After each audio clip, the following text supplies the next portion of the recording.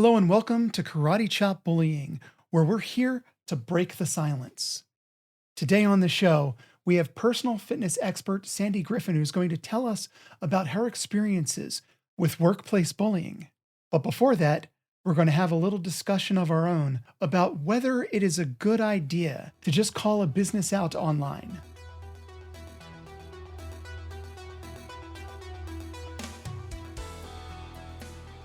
Thank you for joining us. I'm Bruce Naxon, and joining me now is, of course, my compatriot, Tim Flynn.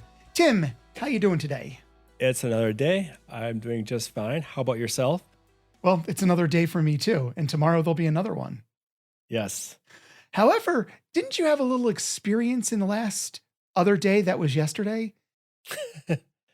I don't know if it was like another experience, but I'm a part of a few of these anti-bullying groups on the Facebook. On the Facebook. On the Facebook. We are on the Facebook. On Facebook. And there's just one group that has a little bit more chatter because they are bigger. And I totally get this post. And this person made this anonymous post.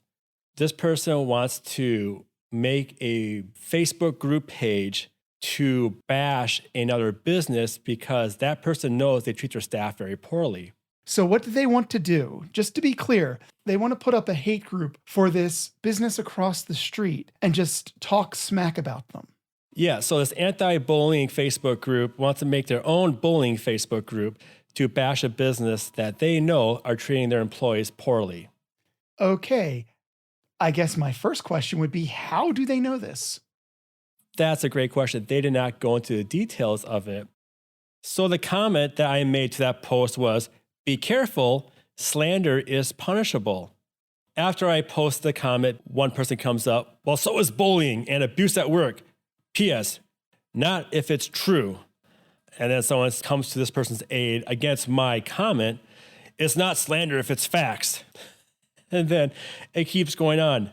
At the end of this thread, I'm like, get a lawyer involved. They understand the law.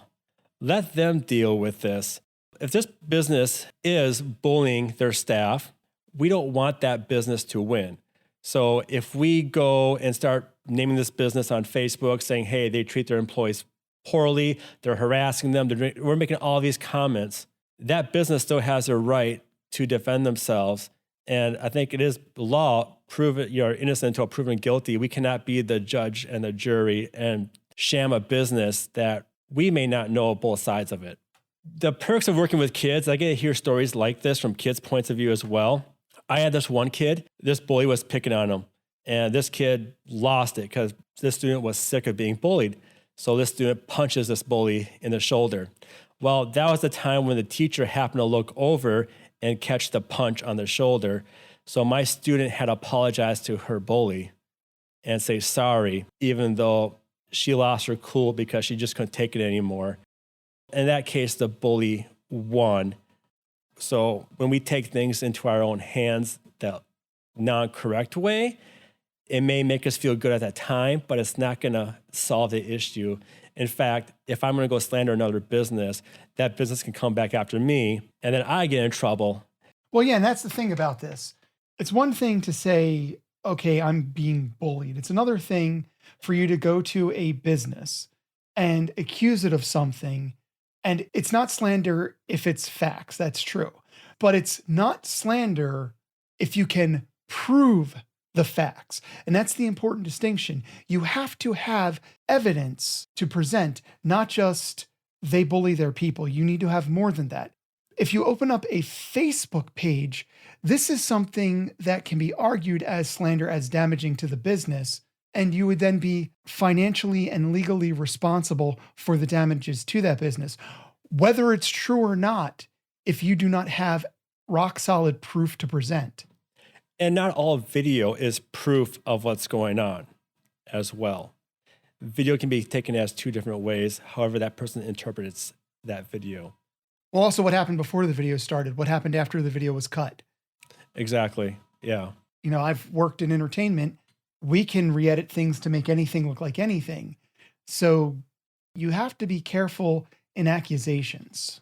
Yeah, and I understand at the time, because I've been bullied. We've all been bullied. if I say we all, Bruce and I, when you get picked on, you want, Listen last week. yeah, listen to last week, but you want to make that person, as my daughter calls it, humbled. You want to humble them.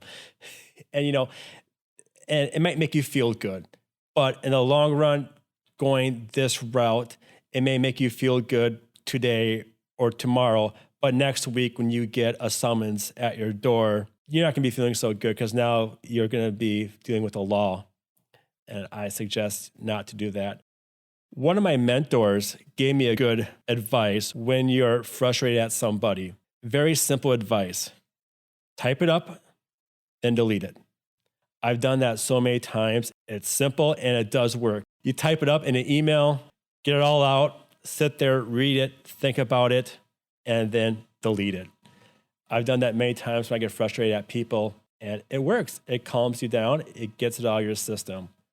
I do this too. Whenever I get angry or irritated or see red in some kind of interaction, I will do a first pass of absolutely vomit out all of my anger and frustration at this person into an email that I then get rid of. And then I set forward my clear, concise, unemotional thoughts about the situation and then send that off so that they can't get into an argument with me. They can disagree with the points. They're not arguing with me and they can't disregard me for just screaming and yelling at them. And it does calm you down because you've gotten the poison out to some degree. Correct. I get it. You see something or it happened to you. Let's go on social media and let's just bash them. But is that making us any better than the person that is potentially treating their staff bad? No, it's not. Why stoop down to their level? Why can't we just rise up and be better than them? There is no good outcome when people react violently or they go off on a rant on social media. Nothing good comes of it. I mean, just dragging any argument into social media doesn't help anything. Yeah. Let it go. If it's happening to you directly, that's why we have lawyers. Let them deal with it. If you really want to get back at that business, putting their business name on a Facebook page about them and bashing them is not the way to do it. If you really wanted to do something that was real, you would gather this information and you'd submit it to some kind of labor board. Correct. Yeah. That's the right way of handling that situation. Here's the problem with social media, which I hate, because when you write a post like this, you're all fired up, you're mad. And if you disagree with it, saying like myself, I said, be careful, slander is punishable. You get like 2 likes. But then you get someone responding, do it. When good men do nothing, evil triumphs. I'm like, yeah, you say that because your butt's not on the line. I mean, the reality is just getting involved in any kinds of arguments online, you're just feeding your own anger. It doesn't help you.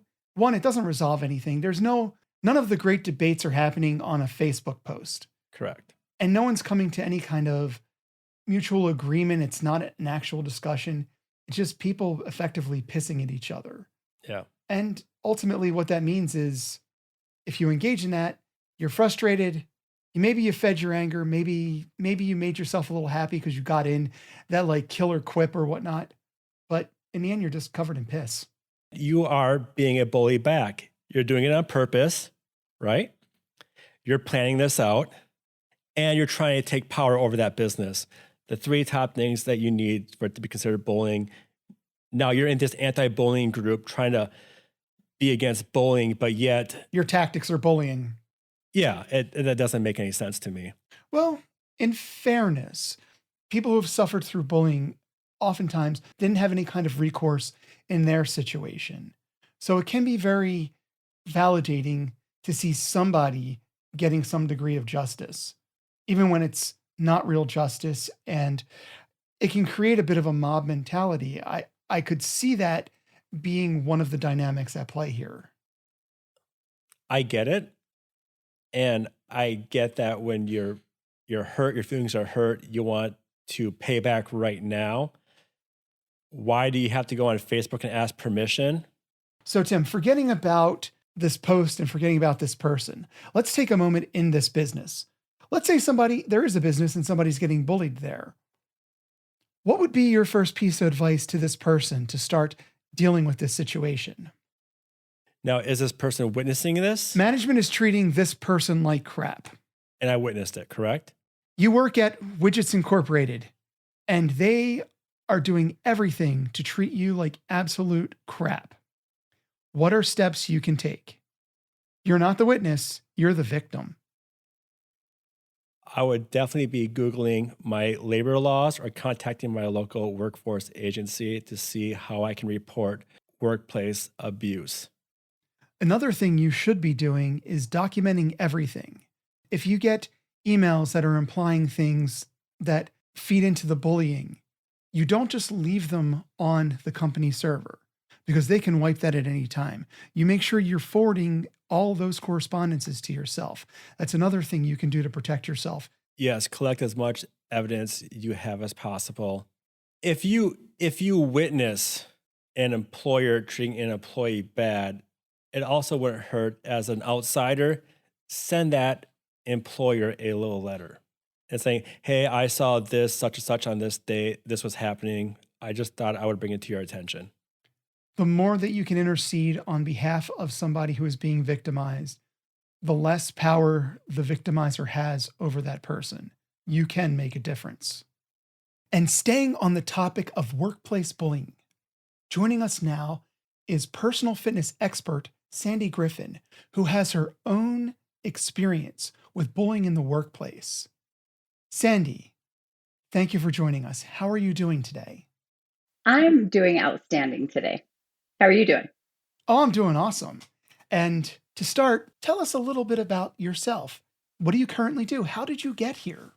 Well, I am a professional fitness coach, and my journey started way back when we moved to Germany in 2002. My husband is retired Air Force, and the military relocated our family overseas in 2002. And I didn't know much about fitness at that time and let myself go to the point where I was afraid I was going to die. So decided to start on a health and wellness journey, which led me into lots of other things. But I am also a mother of three. I'm recently a grandma. As of January, I have a 4-month-old baby granddaughter. No, you're not. You are not. Yeah, there's no way. You I look way too am. young. I am. No, she's absolutely beautiful. Her name is Mavis. She's going to be super strong when she grows up too, just like her mama. But my fitness journey kind of sparked everything that I do now. How did you go from I'm getting into fitness for myself to be like, hey, I see a career path here? I tell everybody it happened by accident. So I gained a substantial amount of weight when we got there, and to the point where I was afraid I was going to die of a heart attack or stroke. And I didn't want to leave my kids without a mom. So I started this fitness journey. A skiing accident actually helped me start that because I had a knee injury that required therapy in the gym. After a few months, I actually started liking being in the gym, which was weird, and discovered that I was getting really strong. I started losing weight as a result. And then I had some folks started approaching me, hey, can you help me too? And I was like, I don't know what I'm doing. So let me let me take a certification course just to make sure I'm on the right track for myself. And I actually sat on that for nearly a year. I never intended to do this as a career. And I was happy being a mom to my kids and doing some other things. Eventually decided to let me see if I can help change everyone else's life like fitness has changed mine. It saved my life and it taught me so much about confidence and everything else. I thought if I can change someone else's life, I would love to do that. How long have you worked then as a trainer overseas? So my career as a trainer started in 2009 and I am still going strong. You started your fitness career in Germany. How long did it take to grow it? And how big did you grow it there? So I started in 2009 and I was really intimidated. We were part of the military community near Ramstein in Landstuhl, Germany. And so I worked with a lot of medical professionals. In fact, one of my very first clients was a doctor, which totally freaked me out. I'm like, a doctor is coming to me for help? Like, what are you doing? And of course she was near the age of 60, had a neck issue, had a shoulder issue, wanted to lose 20 pounds, had a lot of chronic pain. And she's like, can you help me? And I'm like, uh, I think so. If you'll be patient with me, I was very honest. I'm very transparent. So I soon discovered I knew more than I thought I did. So I began working with our active duty military community, our spouses and civilians that work overseas in the military community. We worked with people that had PT failures and things. And not only was I very strong for a female, so I was able to demonstrate and be an example of you can do this. If I can do this, anybody can do this. And it soon grew. Within a few years, I started, because of my clients being medical professionals, my reputation started to grow. And I was actually part of a medical professional team that worked with our special forces members and our active duty military that were coming in from downrange injured. They put together a comprehensive wellness program for them because they realized it was more than just, healing a broken bone, taking out stitches, whatever. There was a lot more to getting somebody whole and strong and well to be able to return to duty. And I was kind of at the tail end of that program. In the midst of all of that, I also discovered the sport of bodybuilding through my fitness journey. So I was the American liaison for IFBB International and worked with our military community overseas to be able to compete as international athletes with IFBB, which was really awesome. I think in 2013, one of the Fort Carson, where I'm at in Colorado Springs, one of the Fort Carson WCAP athletes, which stands for World Class Athlete Program, which basically they're Olympic athletes in training, and is just part of an Army program that facilitates that, was escorting a patient to launch stool, and we met, and she was just flabbergasted that somebody could be that strong, that lean, and not be starving themselves. So I became a consultant at that point for the national wrestling team, USA wrestling team, the women's freestyle team. And that's what kind of connected me to Colorado Springs, where I am currently. So I've had just a ton of amazing things happen, kind of by accident, but just really awesome things, met some great people.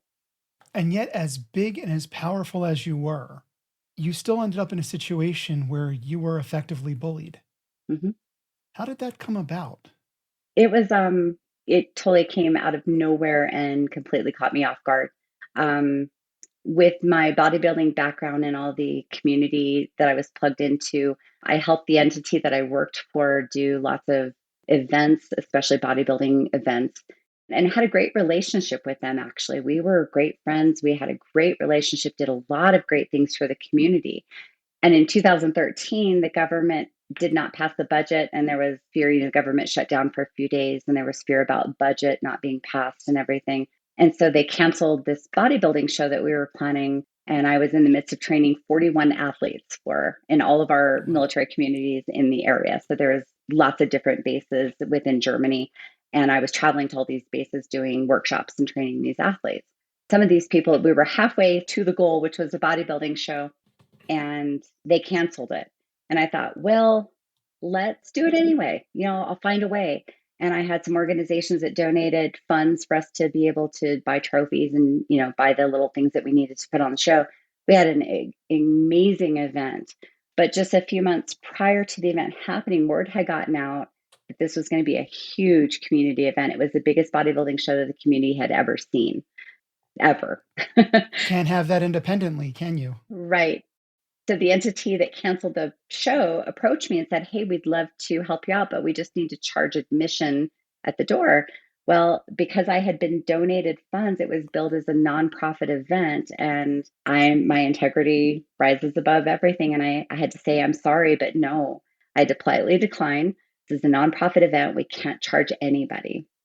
And that did not sit well with that entity. When you found word that the event might be canceled, how close to the event date was that? It was about 2 months out. So I have friends who do bodybuilding. That's one thing. All that training and prep, because I believe you guys are about a month away from like water cutting phase. Yeah. You can't just stop. Right. No, you're absolutely correct. And a lot of these men and women, and this was more of a transformation show than it was a bodybuilding show. These were all first-time athletes. Some of these athletes had come off diabetes medication. Some of them had lost 50 plus pounds. Some of them had been told they could never do a certain activity again because of an injury, and they overcame that and beyond. So not only was this a lot of intense work, but it was demoralizing to think that they had worked so hard and then they would have to just quit. And so I'm like, no, we can't do this. We have to keep going. Good job on your part for sticking up for you, because I think that's not fair. especially with all the training and the mental training that goes behind bodybuilding. Those starting out the rough nights, no way. Right. Very happy for you to stuck up for those Thanks. people. And the community just needed a morale booster. They just needed something positive in their lives at that point. There were a lot of people that were worried about their jobs, getting laid off, as government employees and everything. It was a substantial event. I felt just had to take place. And was a roaring success. It was. How did you first become aware of this backlash against you? How did this begin? I don't necessarily remember. I think the first instance was I became a sponsored athlete with bodybuilding through a company in Germany, just in the way of they provided me free protein powders or whatever, just to basically promote their products. And so I brought the products in and just took pictures with them. And I remember being called into a meeting accusing me of selling the products inside the gym, which was not allowed. And again, integrity, that was something I would never do. I would never put my job at risk. At the time, I didn't know that the gym became my bully. The employees at the gym would become my bully. I would never put them at risk either. I would never do anything that questioned my integrity or my practices as a business owner. And I was kind of shocked. I'm like, what proof do you have? Did somebody see me do something? Because I have never done anything. And it was the pictures. That's when the bullying really, really kind of escalated from there. What form did the bullying take? There were lots. I was accused multiple times of unethical business practices, taking money for payment for personal training without my clients going through and purchasing their sessions, even though I had receipts and my calendar to align every person that I saw. I was repeatedly accused of taking money under the table. They hired other contractors, other trainers to come in, and I was harassed by them. I was accused of, slandering other trainers. Like I was telling everybody that they were worthless, they were no good, they didn't know what they were doing. And again, all of this was so unsubstantiated. Like they didn't have a person that they could say that, brought this to their attention. There was no written or any other type of proof. It was all hearsay. And I'm like, if you're going to accuse me, then the person making these claims needs to have some proof. I'm innocent until proven guilty, right? And it was always, I could be accused with no foundation, but even with all the proof I had, that was completely ignored. I watched as other trainers were given perks and special treatment.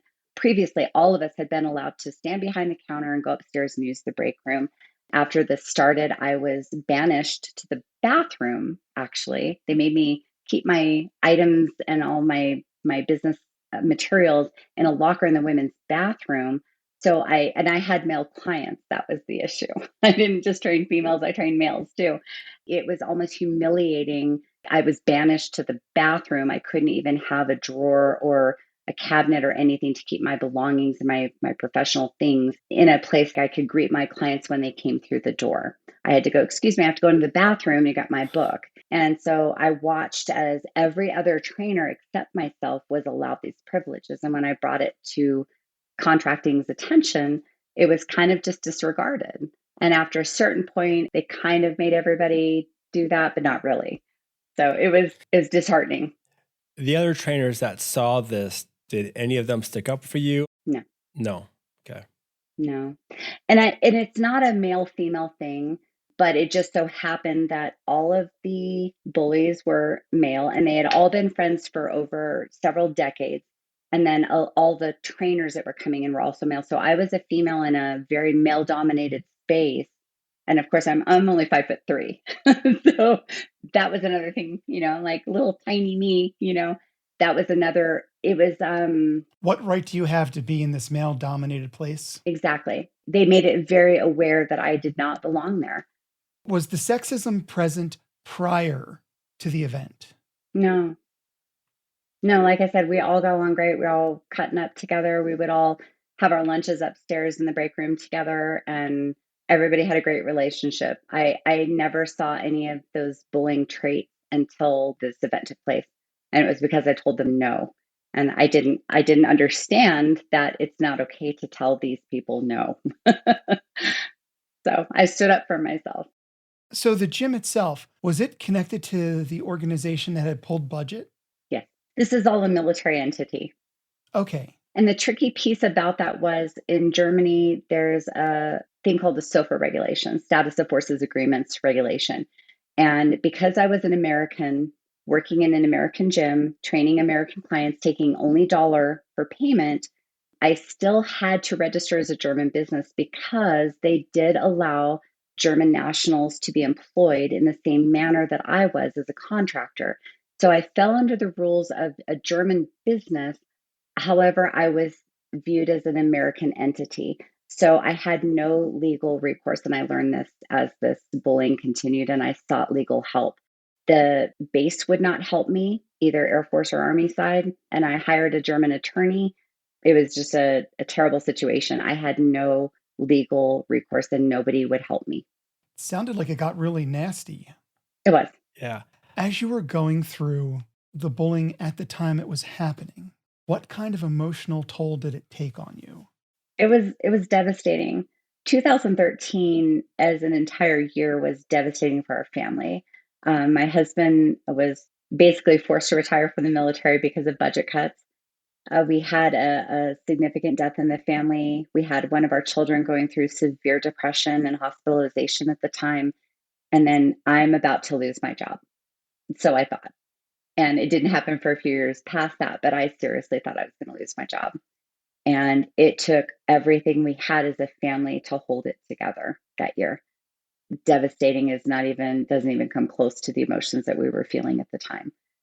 But you had your husband, you had your family, though, hmm to support you and back you up. Yep. And we're super strong unit. So we got through it. We got through it.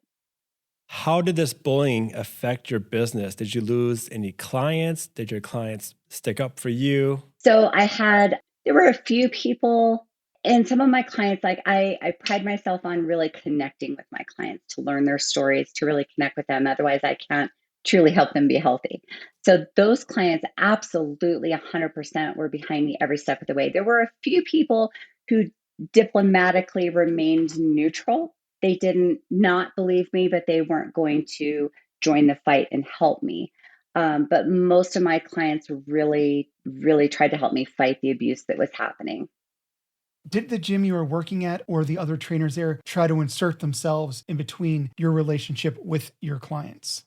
Fortunately, no. And I think because I had such a deep relationship with the clients that I trained, they knew that that was a futile effort. What was your mindset every day going into this gym, knowing that you're just going to be crapped on? It was it was hard. Not gonna lie, there were a lot of days where I wanted to punch something, and I've never hit anything in my life, never, not a person, not a wall, not anything. And there were many days where I contemplated that. And there were lots of days where I would wake up in the morning, realize that I have to go back there again. And I have to see this person, or I knew that they had a meeting scheduled that I had to attend to hear about whatever. And I would just wake up in the morning, realize where I was, who I was, what I had to do, and my stomach just sank. It just almost made me nauseous, physically nauseous to think about having to go back in there. Um, but um, Quitting did cross my mind, but I'm really stubborn. So I wasn't going to let it happen. So how long did it go on for? So it started in 2013. It worsens and it kind of hit its peak at 2016. They forced me to. I had 22 active clients at the time. They forced me with a 2-week notice to relocate to a different gym, which was 30 minutes away. So they knew none of my clients could follow me. A lot of my clients worked at the location at the hospital that was attached to the gym that I worked at. They knew that my clients could not follow me. So they knew I would lose my entire client list. And the reason for that was their offices were at that gym. And so they wanted me to work directly at that gym where their offices were located. It was twice as far from my home. So the commute was greater. I had no clientele. And because of that, they set me up for failure. It was basically a plan to set me up to ensure I would fail to allow them to cancel my contract. So because I would not work there, because I had a commitment to my clients at that gym, I did not go to the other one. and they said, you are not performing your duties as specified by your contract, and they canceled it. Were you able to take your clients with you and train outside of that gym? I was. So luckily, because of Perfect. my reputation and because of the medical professionals I worked for, there was a physical therapy clinic that was off base in the German community that was part of a gym. And I went over there and spoke with them. They were super excited to have me. It was so much better. It was so much better. It was like a whole new world opened up for me. And I would say 85% of my clients followed me. And my business flourished after that, actually. Were there any further echoes of the bullying once you had your contract canceled and left the gym, or when that happened, that put an end to it? That pretty much put an end to it. I'm sure they continued to drag my name through the mud, but at that point, I didn't really care. Did you become less active in base activities after this negative experience began? I did. Not in the community, but with that particular entity's activities, absolutely. I never set foot in any of those again. That's when I really started becoming, just prior to that, actually, becoming the liaison for the bodybuilding community in the German community. And so I really started introducing our American community to that and really started embracing more of the German community, which was wonderful culturally for me as well. What advice would you give to somebody experiencing this right now? I would say, and I didn't start practicing these things until quite a ways into the bullying, because I didn't quite understand what was happening. I had never been bullied before until I was an adult. I'm the person that always has the glass half full. I always see the good in people until you prove me wrong, and it takes a lot to prove me wrong. I'll still second guess myself sometimes and think, no, really, they didn't mean it that way, So it took me a little bit to realize, oh, this is for real and this is serious. So practical advice, I would say, one of the most important things I did for my legal defense and for my protection as a business, I recorded all my conversations so that I never had to say that it was my word against theirs. I could say, here's our conversation, and somebody could hear it for what it was. I made sure that I was never alone. There were lots of times where I was cornered. I had three people in the room, and I was the only person in the room on my behalf. So I had three people's words against mine. So I made sure that I always had an advocate, whether that was a mediator or my husband or one of my clients or a friend or somebody that was a neutral party that could be in the room with me. And we recorded the conversation. And I would not have a conversation unless it was allowed to be recorded. And in addition to all of that, I kept a journal of every email, every event, everything that happened to me, every comment that was made towards me, so that I was able to present all of this to my attorney eventually. And unfortunately, again, because of the complications with being an American running a business in Germany, I just really had no legal protection. However, I think most people in this situation would have those legal parameters to protect them. And this could be very significant in their defense, in their case. And then beyond that, advice going through this mentally, physically, everything else. I don't believe things happen for a reason. I don't believe that people should ever be abused. I don't believe I was supposed to be abused. However, I do believe that I have choices.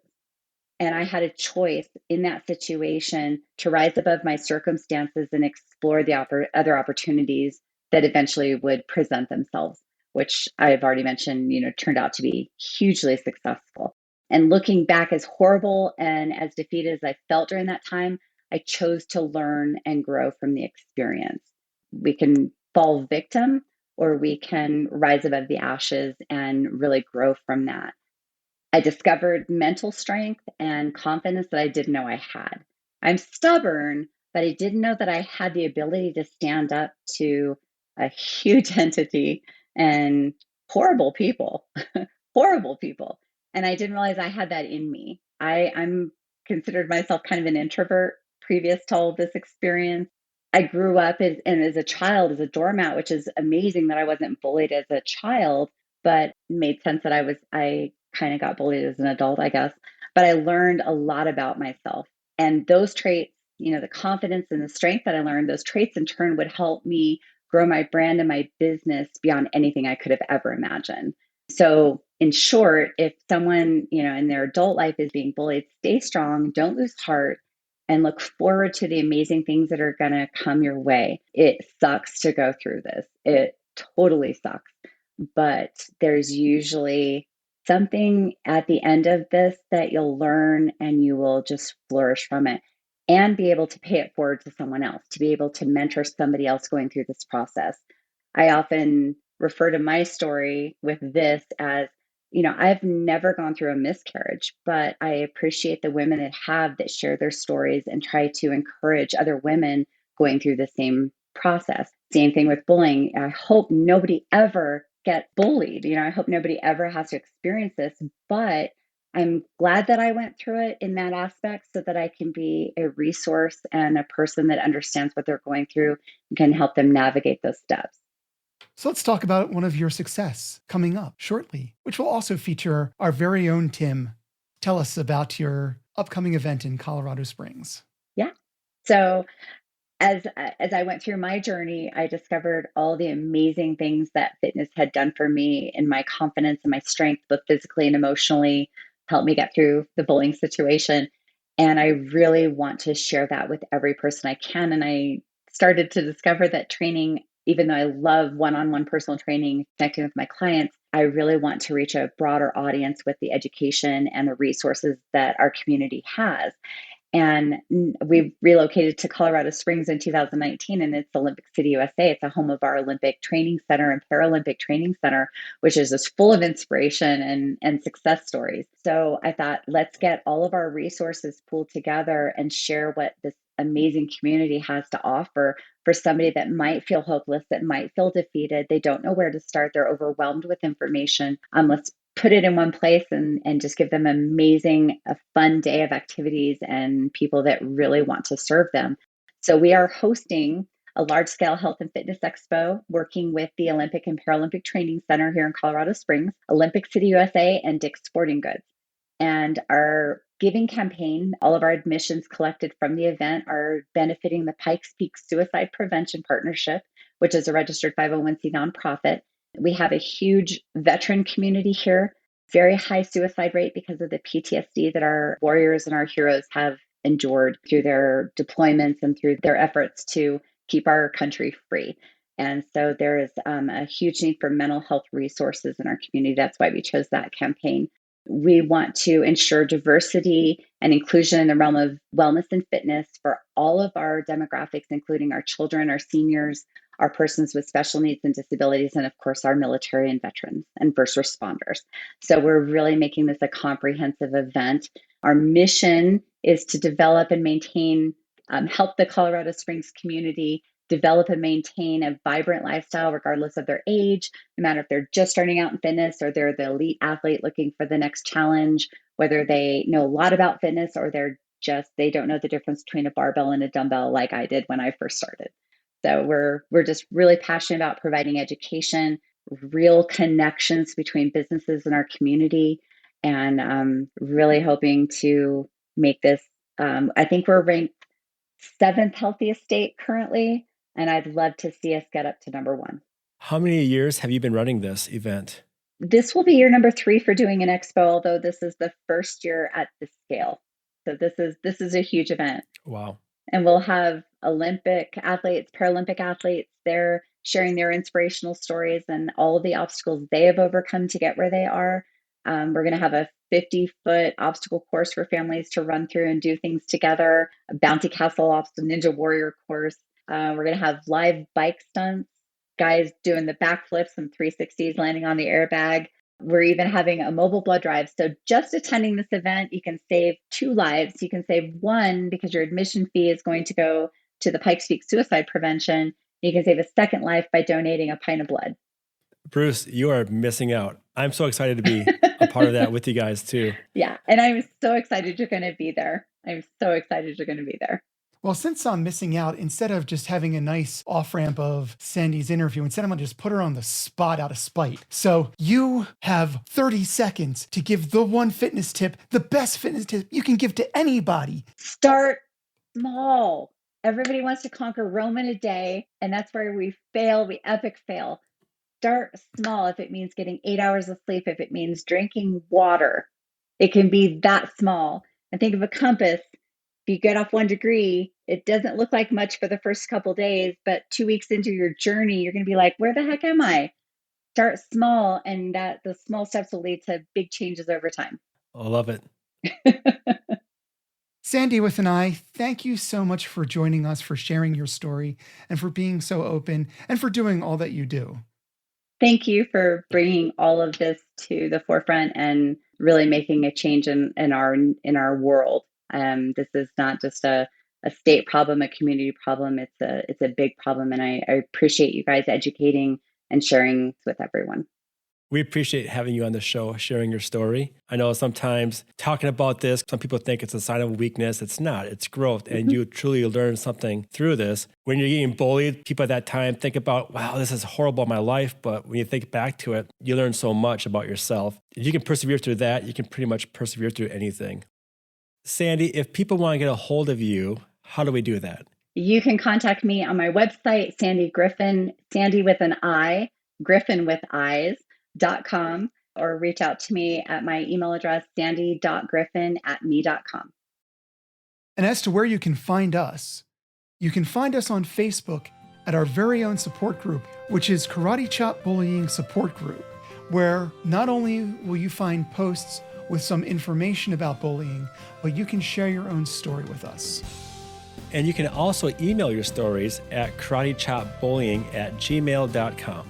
If you are a victim of bullying, you can find some resources at the government's own bullying website, which is stopbullying.gov, as well as at pacer.org/bullying. And if you're contemplating suicide or if you're having bad thoughts, we implore you to reach out to the National Suicide Hotline at 988. I'm Bruce Naxon. For Tim Flynn, thank you for listening. Here, we're going to break the silence on bullying, and we're going to continue the conversation next week.